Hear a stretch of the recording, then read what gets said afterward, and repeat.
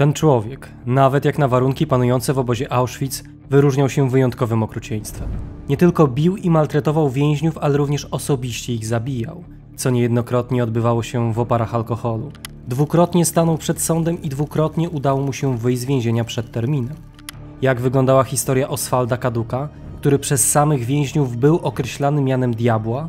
Zapraszamy na kolejny film.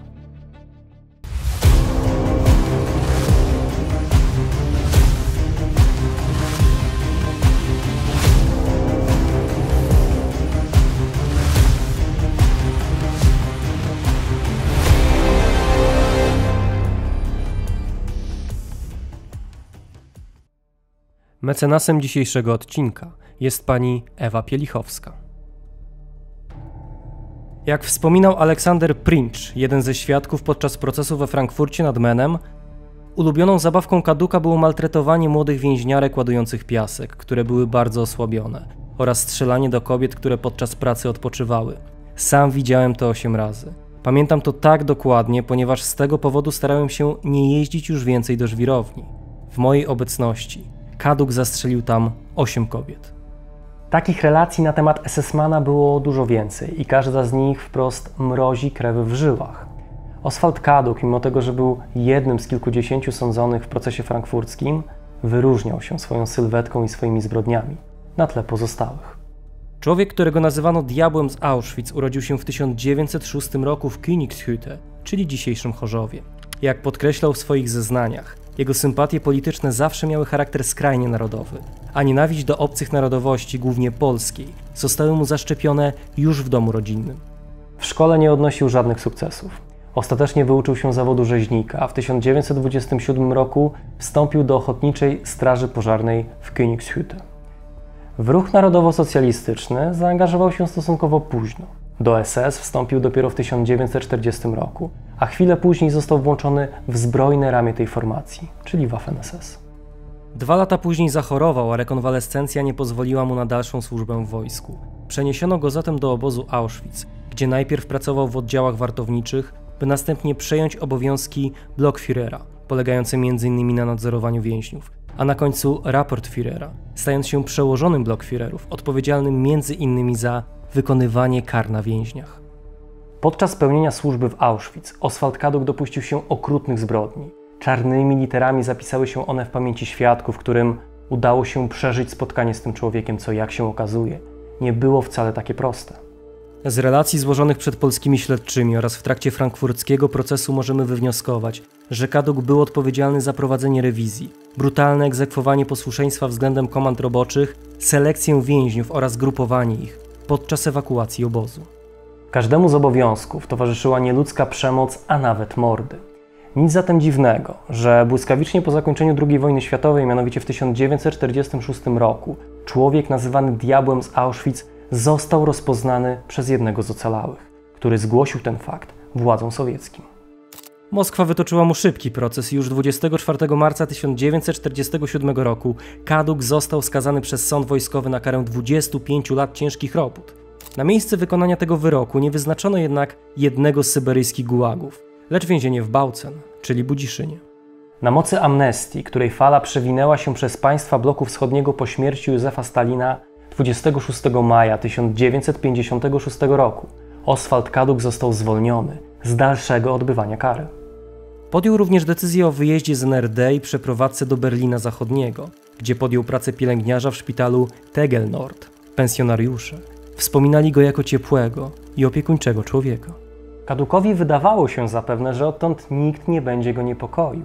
Na jego nieszczęście w zachodnich Niemczech, w których faktycznie ukryło się wielu zbrodniarzy związanych z reżimem hitlerowskim, zaczął wiać wiatr zmian, który był spowodowany aktywnością grupy prawników, pośród których wyróżniał się Fritz Bauer.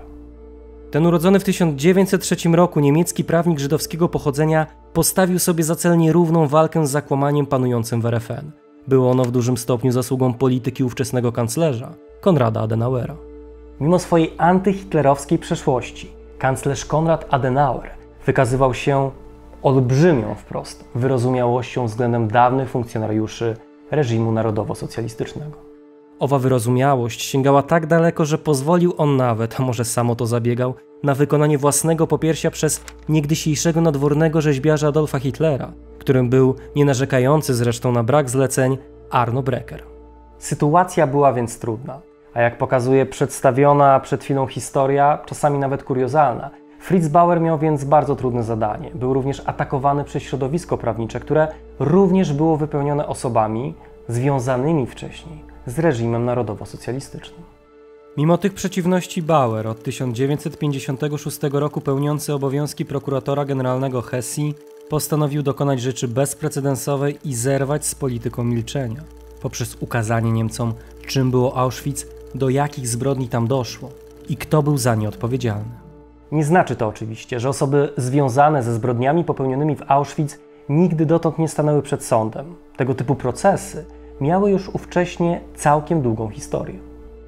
Zbrodnie Auschwitz omawiano podczas procesu norymberskiego w 1946 roku oraz w Polsce, gdzie w 1947 roku w 2 procesach przed obliczem Najwyższego Trybunału Narodowego stanął komendant Rudolf Höss oraz członkowie obozowej załogi. Były to jednak procesy, które w stosunkowo niewielkim stopniu docierały do niemieckiej opinii publicznej, a jeśli już nawet do tego dochodziło, to były one przez tę opinię krytykowane i odrzucane, a u Niemców, a w jeszcze większym stopniu Austriaków, pierwsze skrzypce zaczął odgrywać mechanizm wyparcia. Efektem takiego stanu była nie tylko niewielka wiedza na temat wojennych zbrodni, ale również masowe uniewinnianie i usprawiedliwianie ich sprawców, którzy bez większych przeszkód uczestniczyli w życiu publicznym i politycznym Niemieckiej Republiki Federacyjnej. Denazyfikacja w tej części Niemiec zakończyła się spektakularną i oburzającą klęską, a ludzie tacy jak Oswald Kaduk skwapliwie z tego korzystali. Przełamanie impasu nie należało więc do rzeczy łatwej. Każde naczynie ma jednak swoje dno, a czarę w tym przypadku przechyliła kropla pewnego interesanta, który postanowił udać się do jednego z zachodnio-niemieckich urzędów z wnioskiem o przyznanie mu emerytury. Tym człowiekiem był, jak się szybko okazało, szef policji z okolicy Ulm, który podczas wojny mordował Żydów na terenie Litwy. Jak wspominał prokurator Gerhard Wiese, to był początek, który dał pretekst do stworzenia nowej i niezwykle ważnej instytucji. W 1958 roku powołano Centralny Ośrodek Krajowych Zarządów Wymiaru Sprawiedliwości dla wyjaśnienia przestępstw narodowo-socjalistycznych w Ludwigsburgu, którego nazwę dla wygody redukowano do Centrali w Ludwigsburgu. Głównym działaniem i filozofią tej instytucji było całościowe osądzanie zbrodni, a nie tylko jednostkowych przypadków. Tym samym przed frankfurckim sądem postanowiono postawić całą spiralę obozu Auschwitz. Od kapo, przez lekarzy, po samego komendanta. Nawiasem mówiąc, podobną strategię zastosowano 20 lat wcześniej w Krakowie, jednakże jak podkreśliłem, nie był to proces, o którym Niemcy cokolwiek wiedzieli. Żeby jednak przedsięwzięcie zakończyło się sukcesem, należało dokładnie się do niego przygotować i skompletować wszystko, co mogło temu zamierzeniu pomóc. Materiał dowodowy zbierano w zasadzie już od 1958 roku, a intensywne śledztwo rozpoczęto w 1960 roku. W kompletowaniu dokumentacji związanej ze zbrodniami popełnionymi w Auschwitz była jednak jedna rzecz, która bardzo mocno to utrudniała. Naczelnym problemem był fakt, że w dużej mierze znajdowały się one w Polsce, z którą RFN nie utrzymywał kontaktów dyplomatycznych. Polska miała jednak w tym czasie własnego łowcę nazistów, który w imię sprawiedliwości uchylił nieco żelaznej kurtyny, czego efektem było przede wszystkim przekazanie niezbędnych dokumentów stronie niemieckiej. To wszystko w połączeniu z relacjami świadków pozwoliło na przygotowanie aktu oskarżenia i wszczęcie procesu, który do historii przeszedł jako drugi proces oświęcimski i rozpoczął się 20 grudnia 1963 roku. Przed frankfurckim sądem planowano postawić 22 oskarżonych. Osądzić udało się jednak jedynie 20. Trzeci z kolei komendant Auschwitz, Richard Baer, zmarł jeszcze przed jego rozpoczęciem, a Blockführer Heinrich Bischoff zmarł w jego trakcie. W skład pozostałych zbrodniarzy wchodzili m.in. Wilhelm Boger, który osobiście torturował i mordował więźniów, Józef Kler, który brał udział w selekcjach do komór gazowych, oraz Stefan Berecki, który dopuścił się, m.in. pośród wielu zbrodni, które popełnił, zamordowania kobiety i jej nowonarodzonego dziecka. I pośród tych zwyrodnialców na ławie oskarżonych po raz drugi w swoim życiu zasiadł Oswald Kaduk, którego świadkowie zapamiętali jako prawdziwego diabła. W przypadku oskarżonych w procesie frankfurckim bezcenne i koronne okazały się zeznania ponad 300 świadków, spośród których wielu pochodziło z Polski. Ci, którzy zeznawali w sprawie Kaduka, dobitnie podkreślali jego okrutne postępowanie i liczne zbrodnie. Jeden ze świadków, Polak Zdzisław Mikołajski, zapamiętał, że na początku lata 1944 roku zabrakło jednego więźnia podczas apelu. Wszyscy kapo musieli go szukać w obrębie dużej linii posterunków zabezpieczających obóz. Szukało także SS. Po mniej więcej godzinie kapo znaleźli tego więźnia. Kiedy przynieśli go do obozu, to 2 trzymało go za ręce i 2 za stopy. Musiał być już ciężko bity, bo jęczał. Za nim szedł Kaduk. Przy bramie stało wielu SS-manów. Kaduk zaczął bić tego więźnia w głowę i krzyczał: „Milcz, ty psie!” Tak go bił, że więzień zaczął krwawić z nosa i uszu. Potem leżał około godziny przy bramie. Później jego ciało zostało zabrane przez tragarzy zwłok. Tę makabryczną scenę, jak się okazało, jedną z wielu, potwierdzili również inni więźniowie. Jeszcze wcześniej, w 1942 roku, Kaduk również dopuszczał się potwornych zbrodni.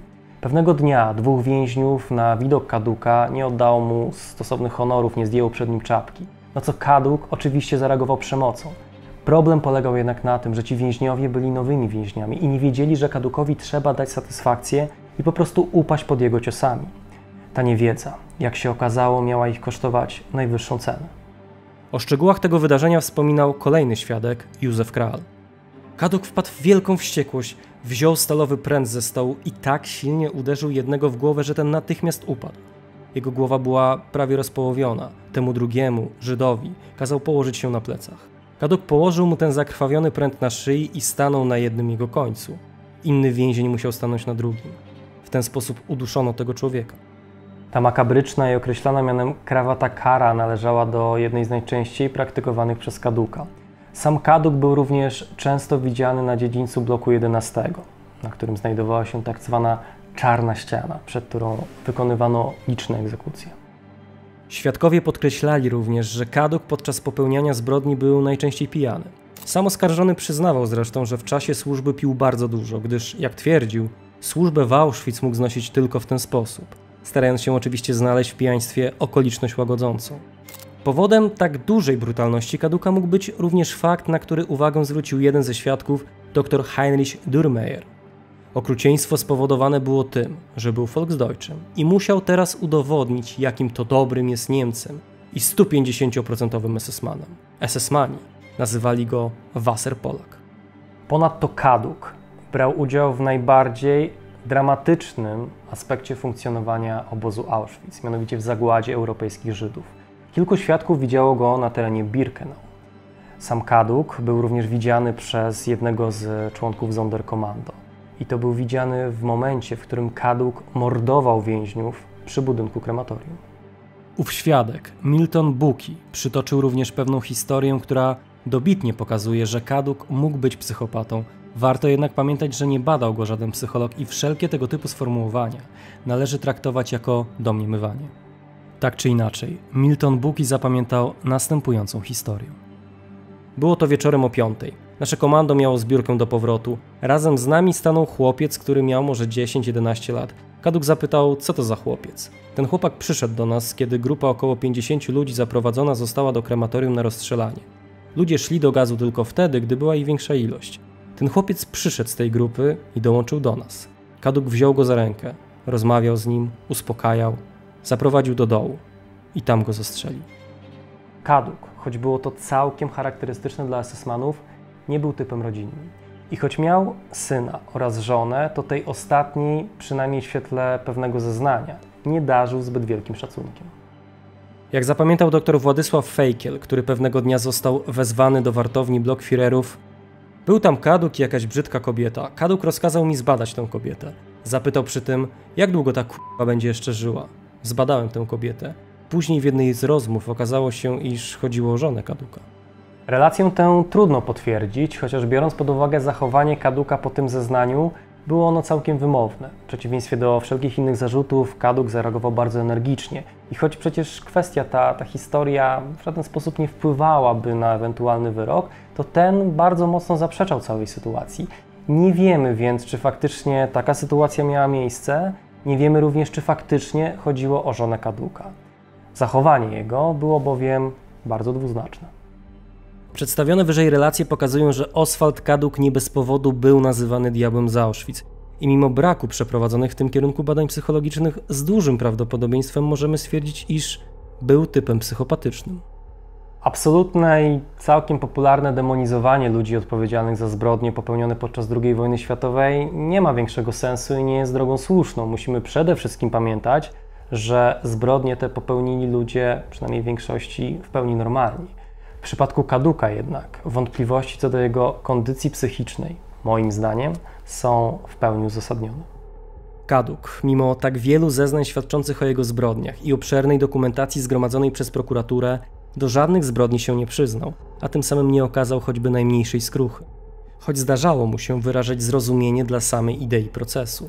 Przyznał również, że w Auschwitz popełniono olbrzymią zbrodnię. Kaduk zachowywał przy tym daleko idącą lojalność względem pozostałych członków SS. Nie składał zeznań, które byłyby w stanie obciążyć kogoś z oskarżonych, ale równolegle nie miał problemu z tym, żeby atakować kogoś z dawnego hitlerowskiego świecznika.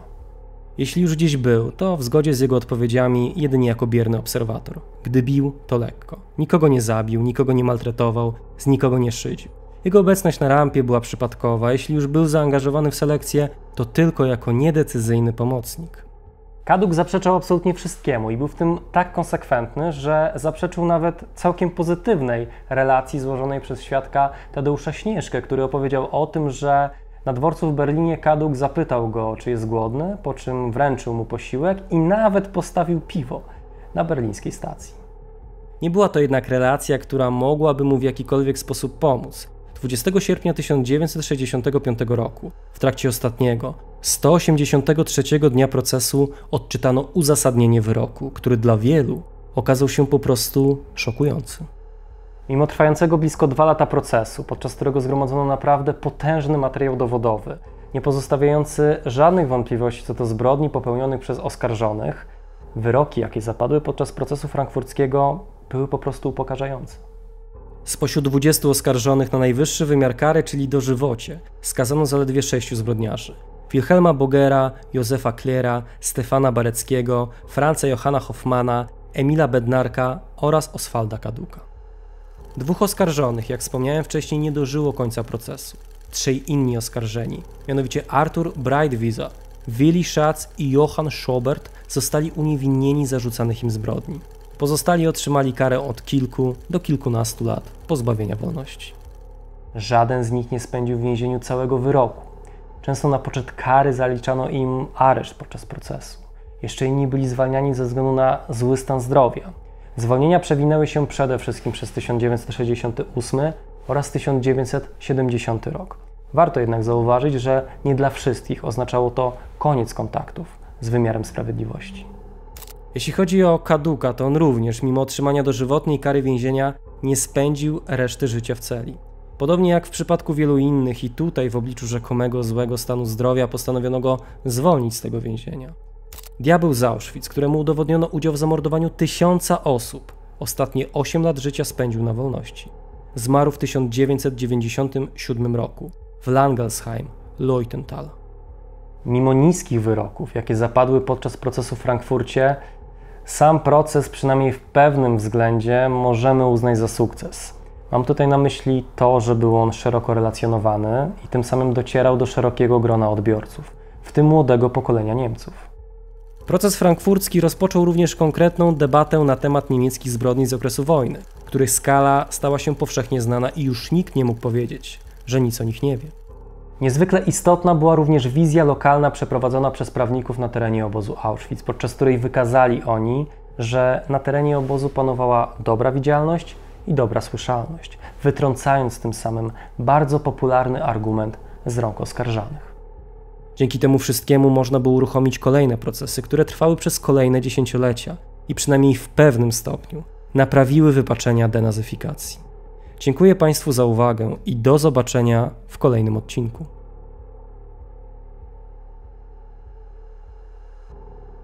W dzisiejszym odcinku pragniemy serdecznie pozdrowić panie Annę Unruk-Cichoń, Ewę Ogrodnik, Małgorzatę Gos, Urszulę Babiuch, Ewę Pielichowską oraz Justynę Stopińską.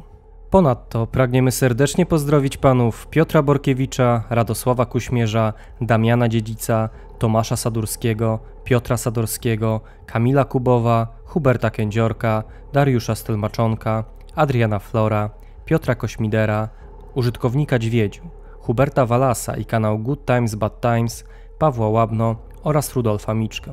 Ty również możesz mieć wpływ na tworzone przez nas materiały. Dołącz do nas już dziś na platformie Patronite. Zachęcamy do obserwowania naszych pozostałych mediów społecznościowych, na których znajdziecie wiele dodatkowych treści, ciekawostek, zapowiedzi odcinków i materiałów zza kulis.